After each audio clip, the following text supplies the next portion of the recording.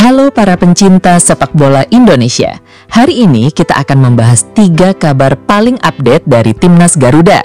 Mulai dari kejelasan status gelandang Bayern Munich yang sempat digadang-gadang punya kualitas Tom High dan diduga punya darah Indonesia. Lalu kita akan bahas perkembangan proses naturalisasi Mauro Zeitschlistra, sang penyerang muda berbakat, hingga kabar gembira dari Timnas U17 yang berhasil mengamankan tempat di ajang bergengsi tanpa kualifikasi. Pastikan Anda tidak ketinggalan setiap detailnya.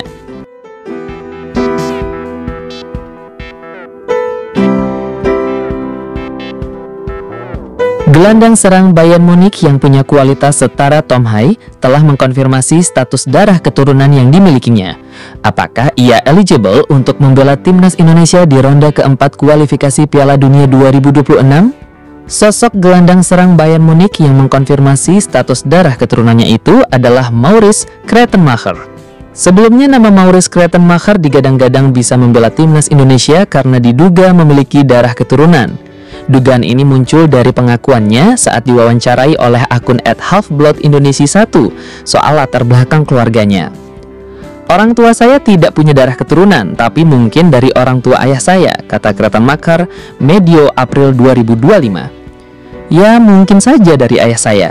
Bisa jadi dia memiliki darah Indonesia," lanjut pemain didikan Akademi Bayern Munich itu. Sejak wawancara itu muncul, banyak netizen yang terlihat girang jika Krettenmacher benar-benar memiliki darah Indonesia.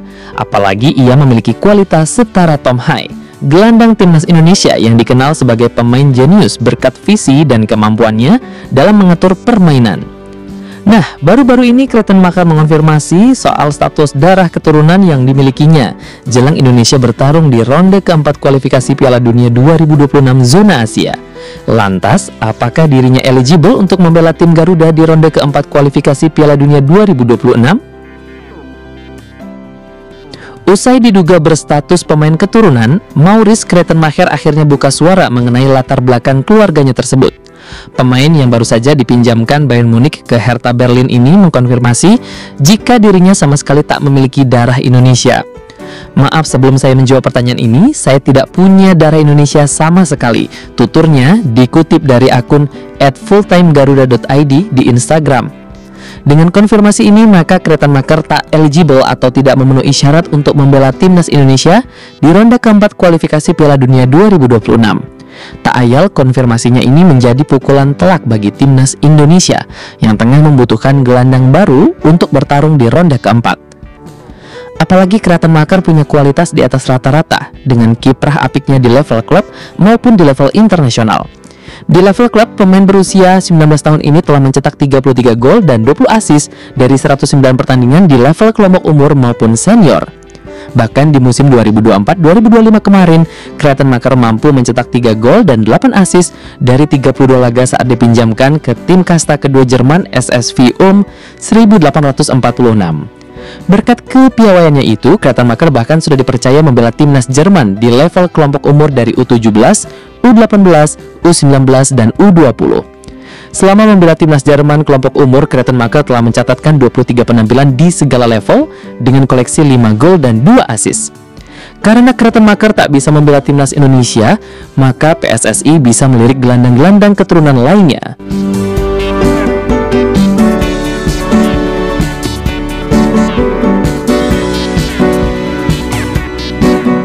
Baik, kita beralih ke kabar selanjutnya. Ada perkembangan positif yang patut kita cermati dari proses naturalisasi pemain muda keturunan Belanda Indonesia. Proses naturalisasi pemain muda keturunan Belanda Indonesia, Mauro Zeilstra, kini sudah berada di jalur yang tepat untuk segera rampung. Penyerang milik FC Volendam itu tengah dipersiapkan untuk memperkuat Timnas Indonesia, khususnya di ajang Piala AFF U23 2025 yang dijadwalkan berlangsung pertengahan Juli mendatang. Penyerang milik FC Volendam itu tengah dipersiapkan untuk memperkuat Timnas Indonesia, khususnya di ajang Piala AFF U23 2025 yang dijadwalkan berlangsung pertengahan Juli mendatang. Mauro Zeilstra memang masuk dalam rencana jangka panjang PSSI guna memperkuat lini depan Timnas Indonesia. Dengan kemampuannya sebagai striker murni, pemain 20 tahun ini diharapkan mampu memberikan opsi tambahan di sektor penyerangan. Persaingan di lini depan timnas kini semakin ketat, terutama dengan kehadiran nama-nama potensial seperti Ole Romani yang juga sedang dalam proses adaptasi. Meskipun diproyeksikan untuk timnas senior, usia Zylstra yang masih tergolong muda membuatnya sangat layak membela skuad U23. Situasi ini membuka peluang ganda bagi sang pemain untuk memperkuat dua level timnas sekaligus, asalkan proses naturalisasi rampung sebelum tanggal akhir pendaftaran skuad untuk Piala AFF U23 2025. PSSI belum mengumumkan secara resmi apakah Mauro Zylstra akan diturunkan di skuad U23 atau disiapkan untuk tim utama. Namun dengan padatnya agenda kompetisi dan kebutuhan akan rotasi pemain, fleksibilitas Zylstra bisa sangat berguna bagi pelatih timnas di kedua level tersebut. Jadwal padat timnas Indonesia sepanjang 2025. Timnas Indonesia U23 dijadwalkan akan berlaga di Piala AFF U23 yang digelar di Indonesia pada 15 hingga 29 Juli 2025. Dalam turnamen ini, skuad Garuda Muda tergabung di grup A bersama 3 tim kuat dari Asia Tenggara, yaitu Malaysia, Filipina, dan Brunei Darussalam. Setelah ajang tersebut, tantangan semakin berat dengan hadirnya kualifikasi Piala Asia U23 2026 yang akan berlangsung dari 1 hingga 9 September 2025. Di fase ini, Indonesia masuk grup J dan harus menghadapi raksasa Asia Korea Selatan serta 2 negara lain yakni Laos dan Makau. Sementara itu, timnas senior juga bersiap menjalani laga-laga penting di putaran keempat kualifikasi Piala Dunia 2026 zona Asia.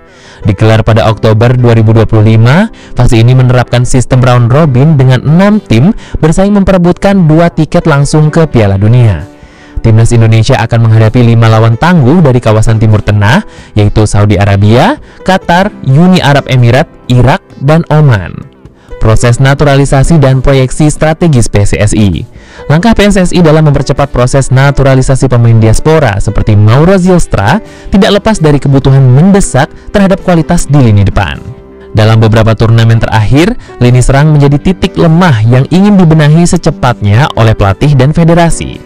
Zylstra yang memiliki pengalaman bermain di Eropa diyakini mampu menambah dimensi permainan timnas. Permainannya yang agresif, memiliki kecepatan, serta visi mencetak gol yang tinggi menjadi pertimbangan kuat mengapa namanya masuk dalam radar tim pelatih.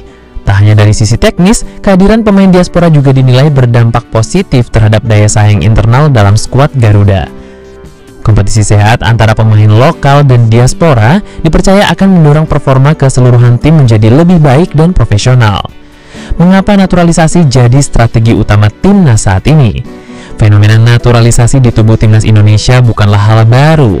Sejak beberapa tahun terakhir, strategi ini dijadikan salah satu solusi cepat untuk mendongkrak kualitas permainan tim apalagi dalam menghadapi lawan-lawan kuat di level Asia. Namun PSSI juga tetap memprioritaskan pembinaan usia muda lewat kompetisi Elite Pro Academy, Liga 1 U20, hingga Garuda Select. Kombinasi antara pemain naturalisasi dan talenta lokal menjadi fondasi penting menuju prestasi yang lebih tinggi, termasuk impian tampil di Piala Dunia.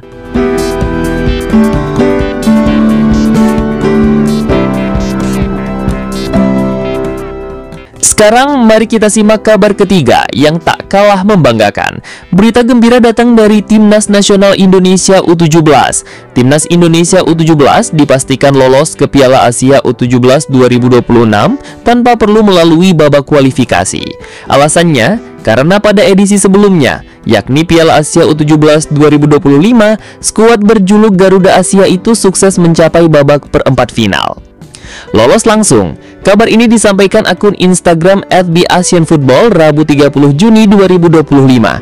Timnas Indonesia U17 akan lolos langsung bersama 8 tim lainnya ke Piala Asia U17 2026 yang digelar di Arab Saudi pada Mei 2026 mendatang. 9 tim telah lolos ke turnamen final dan akan melewatkan kualifikasi. Ini termasuk 8/4 finalis yang lolos ke Piala Dunia U17 2025, plus Qatar sebagai tuan rumah Piala Dunia U17 2025. Tulis keterangan unggahan akun tersebut Rabu 30 Juni 2025. 8 tim lainnya yang tidak memerlukan fase kualifikasi adalah Uzbekistan, Uni Emirat Arab, Arab Saudi, Korea Selatan, Korea Utara, Tajikistan, Jepang, dan Qatar selaku tuan rumah Piala Dunia U17 2025. Timnas Indonesia dan 8 tim itu pun lolos ke Piala Dunia U17 2025. Agenda yang terlalu padat. Ke-9 klub ini lolos langsung mengingat padatnya jadwal. Diketahui jadwal fase kualifikasi Piala Asia dan turnamen Piala Dunia U17 diselenggarakan dalam waktu yang berdekatan. Fase kualifikasi Piala Asia U17 2026 akan berlangsung pada 22-30 November 2025. Pada babak itu tersisa 7 tempat lagi untuk lolos ke Piala Asia U17 2026. Sementara turnamen Piala Dunia U17 tahun ini akan berlangsung di Qatar pada 3-27 November 2025. Sebanyak 48 tim dari 6 konfederasi akan memperebutkan satu trofi bergengsi di turnamen tersebut. Timnas Indonesia U17 akan tergabung bersama Brazil, Honduras, dan Zambia di grup H Piala Dunia U17 2025. Dengan tidak mengikuti kualifikasi Piala Asia, pasukan Nova Arianto bisa lebih fokus untuk menampilkan yang terbaik di Piala Dunia U17 2025.